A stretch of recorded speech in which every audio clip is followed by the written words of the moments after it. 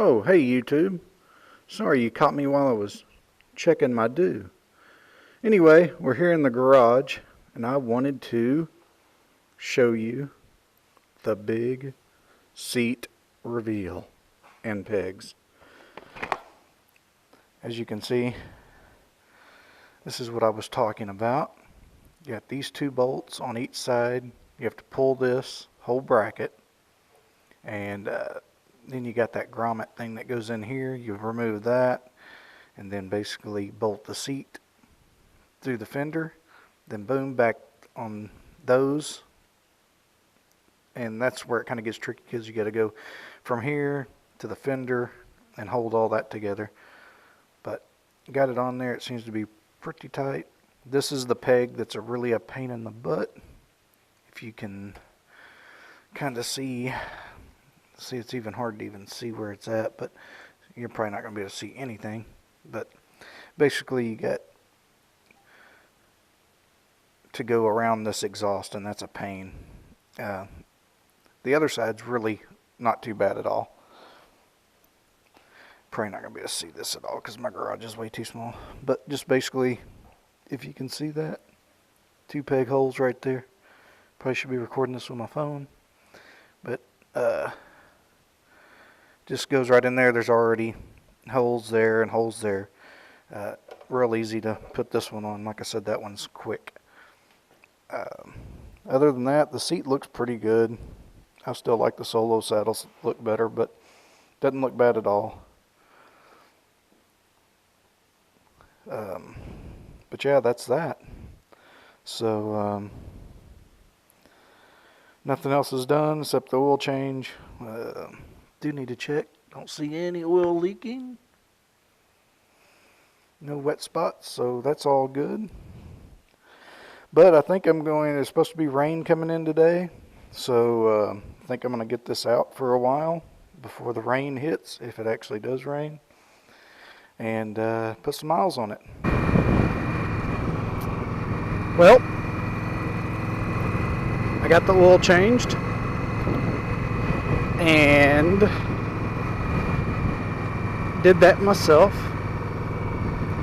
And this is actually really it's not the first time I've ridden it since I've got that changed, but I had my girlfriend ride because I got the seat put on and the pegs, which I will probably show y'all at it might be at the beginning of the video, it might be at the end. But anyway, you'll see it. But after I got everything done, me and her putted around a little bit, not a whole lot. I didn't get to open it up or anything like that. And then I had to go to work, and today is my Friday. So Mother Nature is wanting to be a pain. We really need rain, so I don't want to complain, but there's been a chance all day today. Haven't seen any. Chance tonight, and then for like the next 3 days showing chances of rain. So I got off work.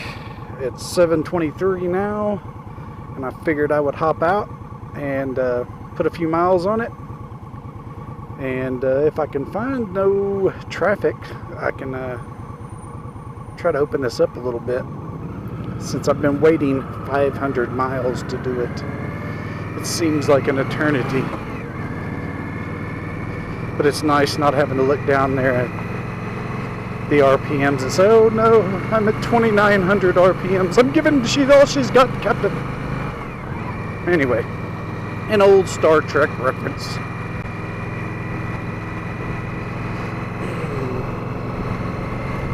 But yeah, anyway, got that engine oil done. I didn't do a video on it just because there is videos out there.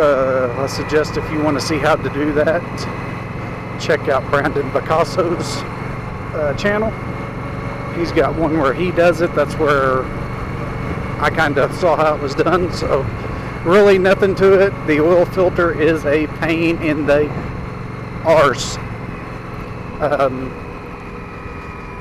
Mainly the reason is it's a pain in the butt. As first off, I was dumb and I did not listen. Well, I did listen to Picasso, but they didn't have the cap type filter wrench at the auto parts store I went to.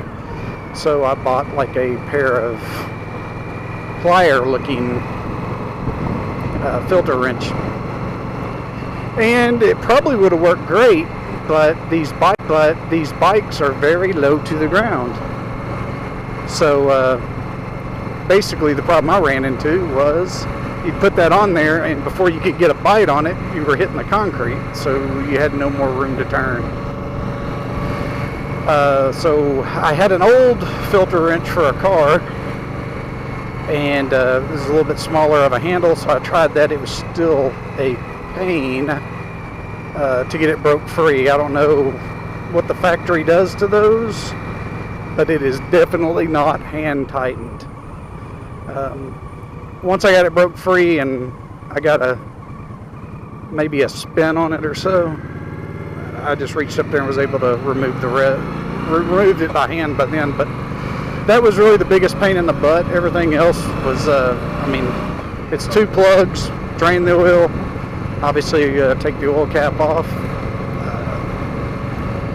so it can breathe, then get the filter off, which like I said is the pain, and then put you a new filter on, and put your plugs back in.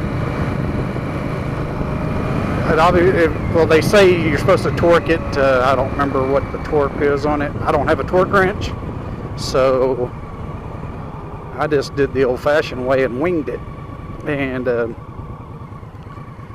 seen no leaks or nothing like that. So I think I've got everything done right. I really didn't tighten it like super tight, so but it seems to be fine.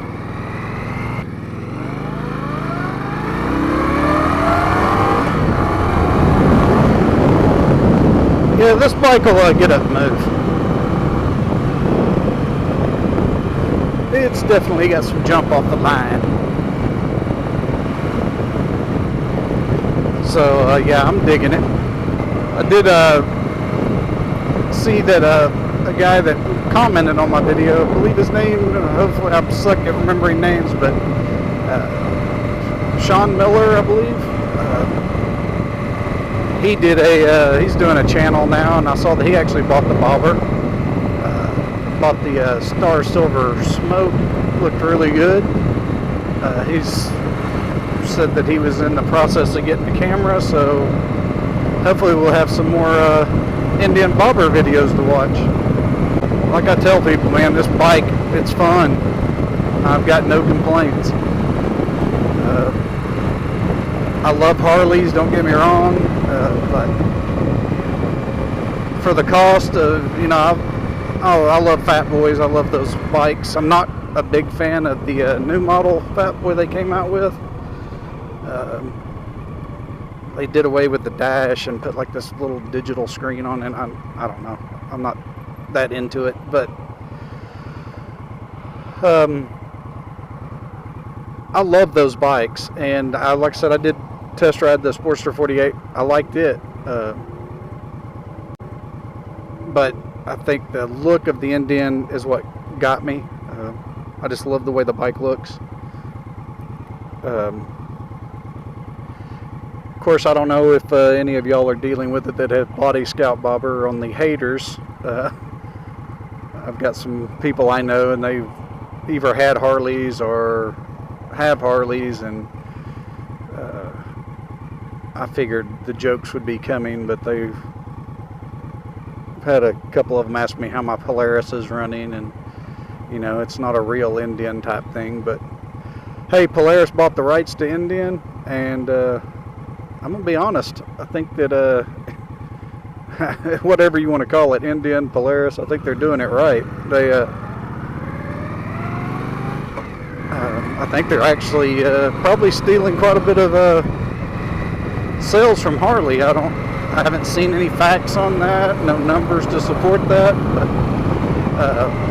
I definitely like the way they're going. I was watching a video the other day, and that Indian's probably going to release the flat track version of the Scout, which I think looks pretty badass.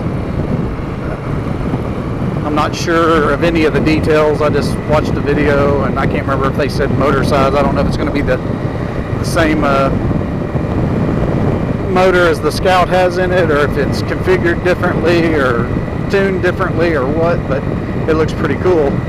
And another really big thing I found out this last week that I thought was really cool is tomorrow night, History Channel, Travis Pastrana, I've been a big fan of him. I used to watch him in the X Games, and dude's freaking crazy on a dirt bike. But I saw that he's doing like 3 of Evil's most dangerous, oh, sorry about this road,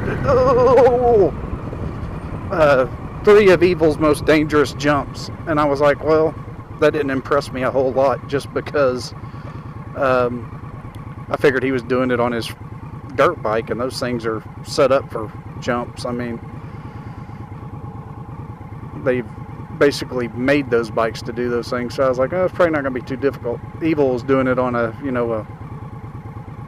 I don't know, 70-something Harley. And then I saw the previews, and he is actually riding the flat track version Indian Scout to do these jumps.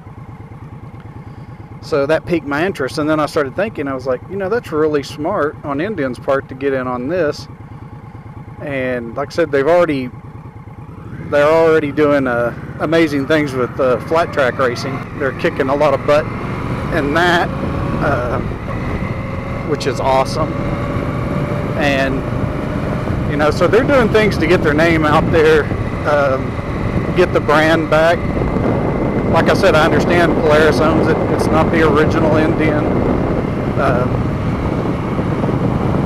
So I can handle the jokes that people want to say. I'm like, hey, I didn't buy it because it says Indian. I didn't buy it because it was made by Polaris. I love the heritage of the Indian name. I think it's cool, and I'm glad to see it come back.